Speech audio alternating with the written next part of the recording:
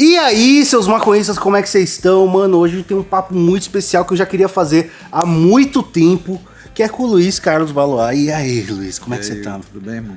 Cara, dá sua capivara, quem é você, o que você faz? Cara, é um prazer, pessoal, estar aqui com vocês. Eu sou juiz de direito no estado do Amazonas. Sempre pesquisei prisões, sempre pesquisei polícia. Minha pesquisa sempre foi ligada à área penitenciária, até o mestrado. No mestrado, acabei sendo convidado para mudar de tema. E assim eu entro no mundo das drogas. Eu sempre digo que foi quando eu fui estudar no doutorado a política de guerra às drogas, desde o início da proibição, com a proibição do ópio, até a proibição da cannabis, e foi essa a matéria de estudo no meu doutorado. Então é isso, eu sou um juiz que pesquiso prisão, pesquiso polícia, pesquiso repressão, sociedade, filosoficamente, sociologicamente e juridicamente. Pô, e um bagulho que eu sempre fico curioso, hoje vai ter muitas coisas que eu fico muito curioso, mas, tipo assim, você se formou em Direito, daí você prestou concurso e virou juiz, é isso, né? Isso. Quando é que nesse meio tempo aí se olhou e falou, nossa, peraí, alguma coisa de errada não está certa? Por incrível que pareça, o direito ele te tolhe, né? Ele vai te limitando, ele vai te moldando para poder você não ser crítico com relação à sociedade. Isso é péssimo, porque, por exemplo, a lei de drogas ela é altamente criticável, e ela não tem nenhum conteúdo jurídico nem científico. Ela é puro e simples preconceito, é puro e simples problema econômico, problema de xenofobia, vários problemas sociais, racismo, classismo. Então, o que acontece? O cara entra no direito e ele acaba sendo tolhido. Mas eu, antes de entrar na faculdade de direito, eu tinha uma formação política. Meu pai e minha mãe foram presos na ditadura. Pode crer. Entendeu? Meu nome é Luiz Carlos, em homenagem ao Prestes, Luiz Carlos Prestes. Olha só. Só que quando eu entro na faculdade de direito, tipo isso é tolhido no meio do caminho. Tipo, não, agora é ciência jurídica. Pode crer. Agora você vai estudar ciência do direito. Então você vai achando que aquilo ali é uma ciência. Na verdade, é uma técnica. O direito, na verdade, nada mais é do que uma técnica, um mecanismo técnico processual, jurídico mesmo, para poder você manusear aquele processo, e você acaba se tornando uma máquina sem nenhum conteúdo social, sem nenhum conteúdo psicológico, filosófico. E isso é bom para o sistema, porque você acaba achando... Porque você vê um profissional do direito, você entra numa universidade, você vê o profissional do direito, ele se acha, né? E você, o pessoal de história... Você fala até outra língua, tá ligado, mano? Exatamente. Então, você entra no direito e você começa a achar que é superior, que é alguma coisa, quando, na verdade, não é nada. Então, me formo...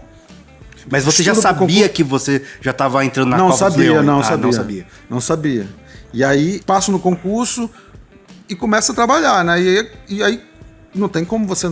Se você tem um estudo, se você tem uma leitura anterior, não tem como você não perceber aquilo como um mecanismo de manutenção dessa estrutura de desigualdade. Por exemplo, você compra um celular, que o celular não funciona, vem quebrado, tu nunca nem viu o celular, mas pagou o celular, tem todo aquele problema. Aí você quer que o cara pague o celular. Às vezes não paga, às vezes aí tem todo um processo, se você não contesta na hora certa, você vai acabar perdendo aquele processo, mas tudo é seu direito. Sim. Aí tem um outro cara lá, pobre, miserável, que te furta o celular.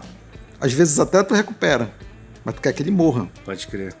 Furtou o celular, a empresa não, às vezes ela nem paga nada e é normal. Quer dizer, a estrutura do direito ela é construída para manter isso como normal. E o cara que estava te enganando no celular na loja, ele teve casa, teve comida, teve saneamento básico, teve educação, entendeu? Quando você acha que aquela técnica, aquele procedimento é ciência, você esquece de tudo, você esquece do social. Só que desumaniza, né? Só que se você tem uma preparação anterior, você começa a perceber que está sendo enganado. O direito é uma enganação. Pô, mas, ô Valois, você falou que não tem como não perceber, mas teve, cara. Porque um bagulho que eu sinto é que o nosso sistema judiciário tá numa torre de marfim, tá ligado? Tá pensando leis e como interpretá-las e não sei o que lá, e esquece exatamente esse lado da humanização, de que tem uma pessoa por trás do processo. Pois é, tá mas ligado? É porque tu tá vendo de fora, mas quem tá lá nessa torre de marfim não consegue perceber.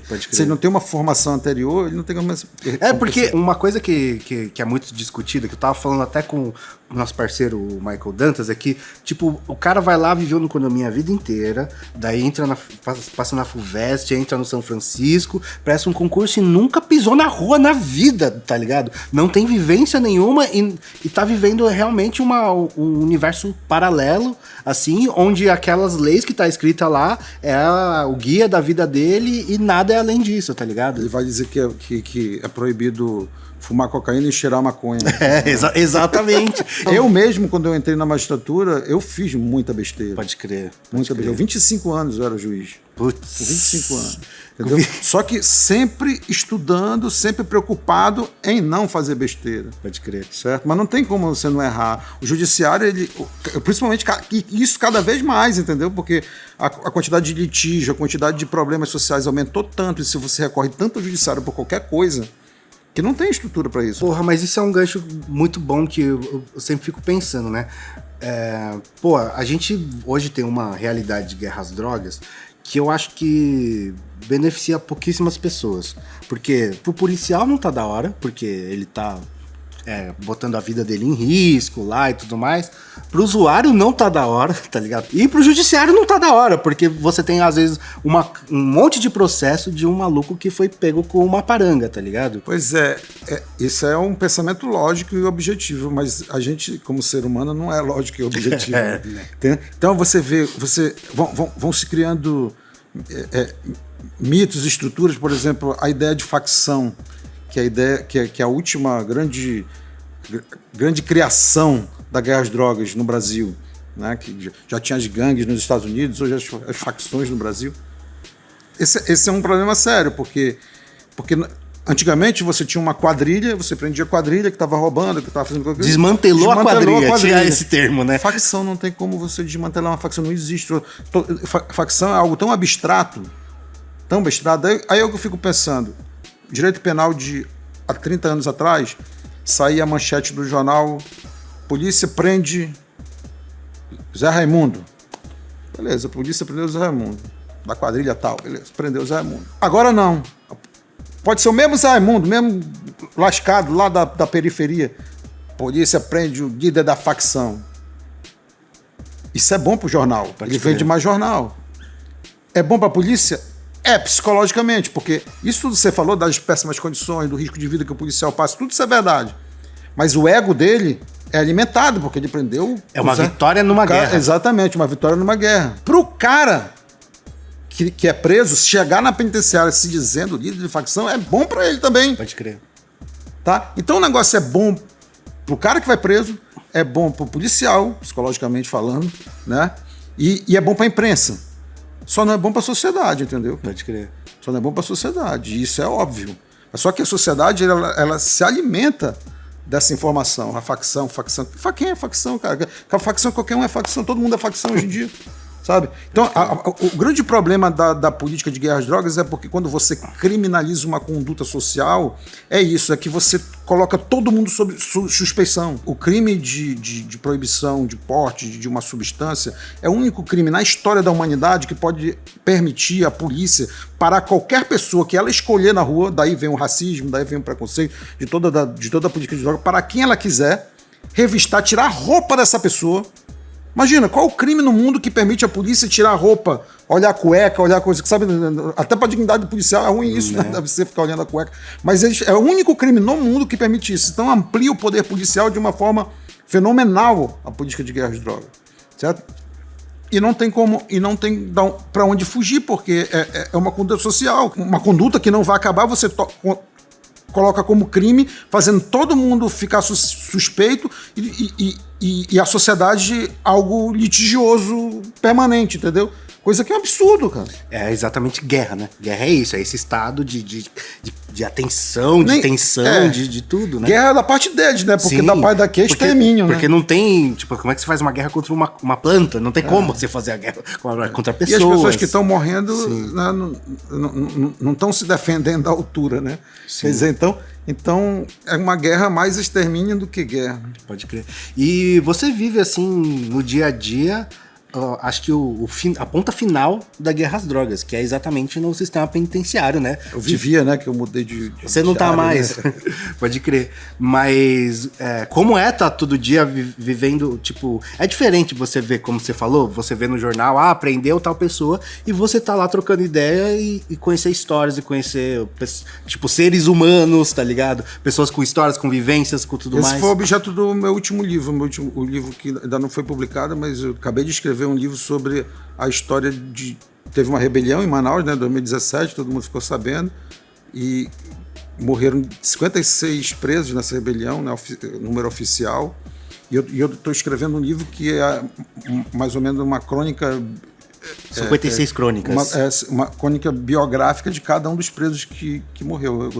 Eu tive um grupo de estudo, nós entrevistamos familiares, filhos, ex-esposa, mãe, certo? E construímos crônicas da história de cada um desses presos. A penitenciária em si, ela não deixa a gente ver a pessoa, cara. Vira um número, né? A gente vê não é nenhum número. O processo não deixa a gente ver a pessoa, a gente vê o número. Mas a penitenciária, mesmo você entrando lá, aquela quantidade de gente dentro de uma jaula,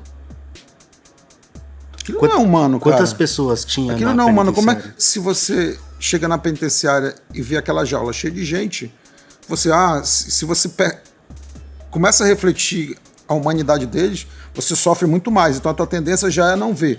Mas o grande problema não é esse. Assim, o grande problema não é esse, é que a penitenciária ela desumaniza a ponto da própria pessoa que está presa, às vezes não se vê como ser humano. A função da prisão na sociedade, de fato, é totalmente o oposto do discurso que é o da prisão, entendeu? Você eu li um texto seu uma vez falando que a brisa da ressocialização é uma falácia, né? Ela tem importância, mas ela é uma mentira. Porque na história da prisão, a ideia de ressocialização, ela nasce com pessoas que começaram a visitar a prisão, fazer filantropia na prisão, mas não podiam soltar ninguém. Por exemplo, John Howard, que era tipo como se fosse um prefeito na cidade de Bedford, na Inglaterra. No século XVIII ele escreveu um texto sobre as prisões da Inglaterra, falando muitas coisas que até hoje não são cumpridas, que o juiz deve visitar a prisão, que deve ter trabalho.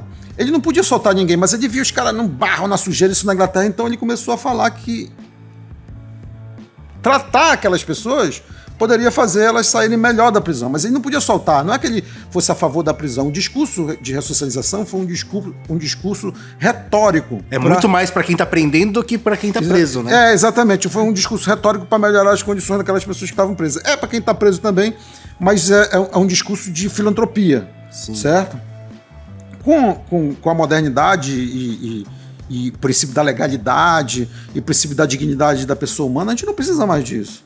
Por exemplo, eu não preciso dizer que eu estou colocando um hospital, uma escola na penitenciária que é para ressocializar aquela pessoa, que não é, porque você não vai ensinar uma pessoa a viver em sociedade fora da sociedade. Não existe aula, imagina uma aula de natação EAD, sabe? Vai morrer afogado, né? Pode crer. É mais ou menos assim que querem ensinar uma pessoa a viver em sociedade, né? Botando numa jaula, não tem como. Colocar uma escola lá, colocar um hospital lá, colocar um médico, colocar remédio lá, isso é da dignidade da pessoa humana. Não precisa dizer que é para ressocializar ele, porque é uma mentira. E você, com mentira, você não ajuda ninguém a se ressocializar. Porque, tipo assim, quem tá aprendendo não acredita que você vai ressocializar, quem tá preso não acredita. Exatamente. Ninguém acredita que vai... Exatamente. Você cagar no buraco. Mas por que é importante ter todas essas medidas em tese ressocializadoras? Porque é um respeito à dignidade da pessoa que tá presa. Sim, isso deveria ser antes, na verdade, né? Exatamente. Tipo assim, a pessoa cagar num buraco, dormir 200 pessoas numa cela, isso não é digno, né? Exatamente. Então, esse discurso ressocializador teve uma importância na história, porque veio humanizando a prisão, mas hoje em dia, dentro da clareza e da objetividade com que a gente analisa o sistema, ele não é mais necessário. Tem um princípio na Constituição chamado dignidade da pessoa humana que tem que ser respeitado. A pessoa está lá porque cometeu um crime, né? O que é cometer um crime? Não é violar a lei? Como é que a gente pode executar a pena violando a lei todo dia? Sim, pode crer, né? Não faz o menor sentido. O que não tá fazendo o menor sentido é a seção de achados da loja 12, meu parça. Tá tendo produto com até 50% de desconto, tem pipe, tem bong, piteira de vidro, tudo no descontão pra elevar a sua session, então não vacile e cola lá no loja 12, fechou? E eu acho que a gente volta daquele negócio de como tanto o sistema judiciário tá abarrotado de coisa, porque vou dar um exemplo anedótico meu. que a gente tinha nosso estúdio antes era num escritório, e lá no escritório tinha um bicicletário, e eu ia de bicicleta pra lá. Aí eu deixava minha bicicleta lá e um dia roubaram minha bicicleta. Aí eu fui na polícia, fiz um BO e acabou, sabe? E aí, tipo, não sei se tem... na minha cabeça, tem câmera aqui no estacionamento, 2P vão achar, porque provavelmente era alguém que frequentava o prédio, era muito fácil, mas não sei se teve investigação, né? Isso tem altamente ligação com a guerra de drogas, sabe? Então, e aí eu fico pensando que na mesma semana foram na casa de um maluco que tava com 2 plantinhas mudinhas. E, mano, teve que ter como chama pra entrar na casa da pessoa? Mandado de busca, teve que ter uma denúncia, tipo, mobilizaram foi um monte de polícia por causa de 2 plantinhas, tá ligado? E eu acho isso muito louco. Tem um policial de Nova York. Essa entrevista eu coloquei no meu livro, uma entrevista no New York Times, que ele diz o seguinte, que a polícia de drogas é a polícia de beijar sapos. Como assim? Você vai pra rua, beija um, beija outro, uma hora você acha um príncipe. Entendeu? Você lota a penitenciária com isso. Quer dizer, você ocupa uma força policial gigantesca que não vai ter ninguém pra buscar tua bicicleta. Rapaz, tu dá o exemplo de uma bicicleta, eu vou te dar um exemplo muito pior. Eu fui sequestrado. Caralho. Mandaram para trás do carro, depois me levaram para um terreno baldio. Lá mandaram eu descer do carro, me colocaram na mala do carro. Fizeram 4 ou 5 assaltos de posto de gasolina. Acho que eles não queriam que eu saísse e dizer que o carro era roubado, não sei o quê. Então, fizeram 4 ou 5 assaltos de posto de gasolina comigo na mala do carro. De repente, silêncio total. Isso umas 3 horas da manhã, eu saí da mala do carro, peguei a chave que estava jogada no chão, peguei a chave, saí no meu carro, fui na delegacia. Só tem um BO até hoje. Caralho.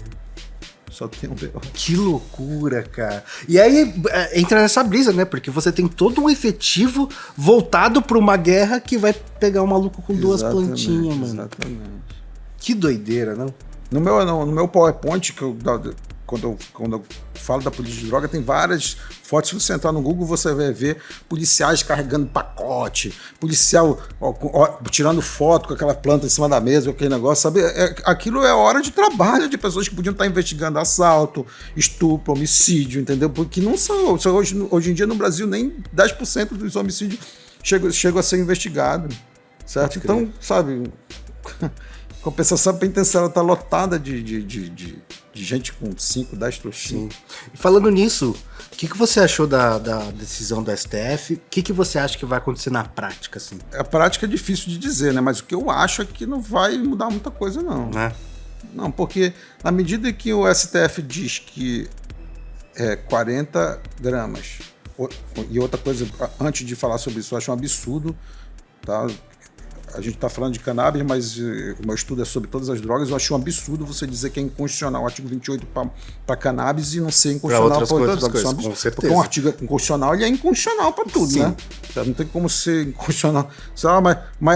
Porque fica até contraditório, porque um dos argumentos da decisão é de que é viciado, é doente. Se for em questão de ser viciado e ser doente, o cara do crack tem muito mais razão de ser considerado. Você não vai pegar um cara que está jogado na sarjeta mais álcool do que crack, que a gente sabe que a droga mais usada na Cracolândia é o álcool, e dizer que aquele cara é traficante. Compensação, quer dizer, então, sabe, para começar, essa lógica já não bate, que o artigo 28 é inconstitucional só para cannabis, tá? Não bate. Segundo que a gente tem na história recente do Brasil, que a lei de drogas é de 2006, ela veio dizendo que o usuário não pode mais ser preso, e esse foi um dos argumentos do STF, de dizer que não era crime porque não tinha pena de prisão. Ora, o artigo 28 é igual para todas as drogas. E a partir de 2006 aumentou o encarceramento das pessoas em razão da lei de drogas. Por que isso? Porque as pessoas não podiam mais ser presas como usuário e passaram a ser presas como traficante. O fato do STF ter permitido que outras circunstâncias, testemunha, a palavra do policial, para mim, é o maior encarcerador do Brasil, é permitir que a pessoa... Que a polícia não busque provas, cara, porque a polícia ela deveria ser, por exemplo, a polícia civil, que lavra o inquérito policial, que lavra o flagrante, que faz todos os documentos, ela se chama polícia judiciária no Código de Processo Penal. Ela devia ser uma polícia da justiça, procurar provas a favor e contra aquela pessoa. Tem um fato. Investigar. Tem um fato, a pessoa está sendo investigada por aquele fato, pode procurar a prova a favor e contra aquela pessoa. Então, também a favor. Mas não, a polícia está numa guerra, então ela quer condenar, ela quer prender. Quer dizer, a polícia ela não é isenta. Então, na medida que o judiciário considera, em jurisprudência, em decisões, que a polícia é isenta para dizer quem é traficante e quem não é, acabou-se, cara. Se o STF disse que outras circunstâncias, fora a quantidade de 40 gramas servem, mesmo que seja menos de 40 gramas, serve para a pessoa ser considerada traficante, não vai servir para nada. O real que deveria... Vai continuar a mesma coisa. Deveria tirar isso, se não é mais crime, não deveria nem envolver polícia, nem o legislativo, nem nada disso, né? Pois é, e outra coisa, precisa estabelecer 40 gramas para dizer que a pessoa é presumidamente inocente. Isso é muito entendeu? Doido, né? Sabe o que é? Sabe, porque o direito penal, todo mundo deve ser considerado presumidamente inocente. Não interessa se é 40, se é 50, se é 100 gramas. Todo mundo devia ser considerado presumidamente inocente antes do julgamento. Quer dizer, você está invertendo a presunção de inocência. Quer dizer, acima de 40 gramas presume que é traficante. Não tem como isso, porque é isso que vai acontecer na prática. A gente tem um negócio muito louco no Brasil, é que é a lei que pega, né? Tipo, essa lei não pegou, mas como assim é lei, tá ligado? Mas tem uma brisa que toda vez que a gente fala sobre a questão de enquadro, de processo de lei, não sei o que lá, a gente sabe que tem uma diferença muito grande do que como deveria ser do que como é. Então, por exemplo, um negócio que a gente fez uma vez um vídeo com um advogado, que é uma situação muito comum da polícia chegar, dar um enquadro e falar, desbloqueia o celular aí. Isso é completamente ilegal, tá ligado? Só que vai falar isso às 3 da manhã na quebrada de Osasco, saca? Tipo, é um outro rolê, é uma abordagem que você tá à mercê do dia do policial, se ele teve um bom dia ou não, tá ligado? E eu acho que da mesma forma, enquanto não tirar essa decisão da mão do policial, eu acho que não é a mesma coisa da invasão de domicílio. Total. Olha só, a Constituição diz que a casa é asilo inviolável do indivíduo, nela só se podendo entrar em caso de desastre para prestar socorro ou em flagrante delito, certo? Sim. Olha só o que a Constituição diz. Então, desastre, tá? A casa está caindo, eu entro para salvar a pessoa que está dentro da casa. Prestar socorro, a pessoa está dentro de uma parada cardíaca. Ouviu o tiro lá dentro. Prestar socorro, a pessoa está dentro de uma parada cardíaca. Então. Flagrante delito, equiparando ao desastre para prestar socorro, é quando a pessoa está... Socorro! Sim. Tá vendo? E aí eu vou salvar aquela pessoa que está dando socorro lá dentro. Sendo esfaqueada, vou salvar. E aí o judiciário alistado na guerra às drogas, porque o judiciário já está listado há muito tempo, né? Porque faz muito parte. Tem pesquisa, não sou eu que estou falando, mas tem pesquisa do professor Rubens Casara, que é juiz no Rio de Janeiro, ele fez uma pesquisa no doutorado dele, e 80% dos juízes entrevistados achavam que trabalhavam em função da segurança pública. Que loucura, cara. Sério, não é juiz, cara. Ou porque o cara ou é juiz ou ele é Batman, né? Não dá pra que loucura, cara. E os juízes pensam que trabalham em função da segurança. Essa ideia no Brasil que tem de juiz herói, juiz Salvador, que a gente conheceu há pouco tempo atrás na história, isso é péssimo, entendeu? Porque o cara deixa de ser juiz, o cara passa a ser parte no processo. O cara, quando ele vai entrar numa casa, teria que ser só nessas 3 circunstâncias. A polícia, qualquer pessoa. O que o judiciário fez em razão dessa ideia de segurança pública, de achar que está na guerra, não sei o quê? Começou a interpretar essa lei como se a pessoa estiver com droga lá dentro, está em flagrante permanente. Como se fosse um flagrante o tempo todo. Tu não vai salvar ninguém porque tem uma planta dentro da casa da pessoa. Pode crer. Tu tá entendendo? Olha só a interpretação. Quer dizer, não faz o menor sentido. A Constituição diz desastre, prestar socorro, flagrante delito. Quer dizer, esse flagrante delito que a Constituição diz é o flagrante de salvar a pessoa, em benefício do cara que tá dentro da casa, não contra o cara que tá dentro da casa. Tu tá entendendo? É uma inversão de valor muito doida. Pois é, aí o judiciário interpretou isso, não, tá com uma coisa na casa, é flagrante permanente. Aí eu vou entrar na casa, quer dizer, você tá interpretando a Constituição contra a própria Constituição, que quis garantir a inviolabilidade de domicílio. Putz. Se a polícia entra na casa sem um mandado, e não tem maconha lá dentro. É verdade, né? E aí, ela cometeu abuso de autoridade. Se tu começa a dizer abuso de autoridade, isso aqui é abuso de autoridade. Já toma uma na cara. Não, ou vai ter maconha lá dentro. É verdade. Porra, e o Luiz, como é que você enxerga que vai... Tipo assim, eu acho que, de verdade, que a legalização é inevitável. Mas eu acho que é um legado para uma outra geração que eu não vou usufruir tanto. Mas eu queria saber a sua opinião e como é que você acha que isso vai acontecer e quando você acha que vai acontecer. Tá falando isso no Brasil, né? No Brasil. Nesse ponto, a decisão do STF teve uma grande vantagem. Né? Quando a gente ia imaginar um tempo atrás um ministro do Supremo chegar numa sessão e dizer qual é o problema do cara chegar em casa, jantar com a esposa? Pois digo eu, o mesmo deve valer se ele, em vez de cigarro, fumar um baseado entre o jantar e a hora de ir dormir. Quando que a gente já viu um ministro falar um negócio desse? A gente viu um ministro na Suprema Corte falar um negócio desse. Então, o debate, a discussão que houve no STF, ela foi muito importante para a sociedade. Muito importante para a diminuição do tabu, para a diminuição do preconceito com relação à planta. Essa foi a grande vantagem da decisão do STF para mim, entendeu? O que seria a legalização de verdade? A regulamentação disso, né? A regulamentação, cobrança de imposto, regras de como vai fumar, como não vai fumar, onde tem, onde isso aqui. Isso é que está faltando. E parar de matar a pessoa por causa disso. Porque é isso que eu estou dizendo. As pessoas pensam, e esse é um grande problema de discutir política de drogas, eu vivi esse problema o tempo todo, desde que eu comecei a debater drogas. Essa é maconheiro, esse é juiz maconheiro. Como se a gente não pudesse discutir um problema social em razão do benefício que o fim daquele problema vai dar para a sociedade, não para a gente. Hipocrisia, né? Sabe? Porque se eu quisesse fumar maconha, eu não estava falando sobre maconha. Pode crer. É muito mais fácil eu fumar maconha sem falar sobre maconha. Pode crer. O que mais acontece, na verdade, né? Essa dificuldade da gente falar, sabe, que uma coisa vai ser boa para todo mundo, de ninguém acreditar, achar que o cara é maconheiro, isso pode diminuir, inclusive, com a diminuição desse tabu, entendeu? Diminuir com isso. Apesar de eu achar que é muito difícil, está muito difícil hoje em dia no Brasil a gente discutir qualquer coisa politicamente sem a pessoa achar que tu tem um lado. Sim. Entendeu? Se tu vai falar de direito do preso é porque tu é ligado à facção, tu é bandido, tu é amigo de bandido. Leva pra casa. Sabe? Quando é um direito, sabe? Sim. O cara cometeu um crime, é lei, o cara cumprir a pena também é lei, sabe? Então tá muito difícil a gente debater isso no Brasil. Porra, Luiz, cara, mano, um privilégio trocar ideia com você, é um prazer mesmo. Deixa sua capivara aí pra quem quiser te achar o que você tá fazendo.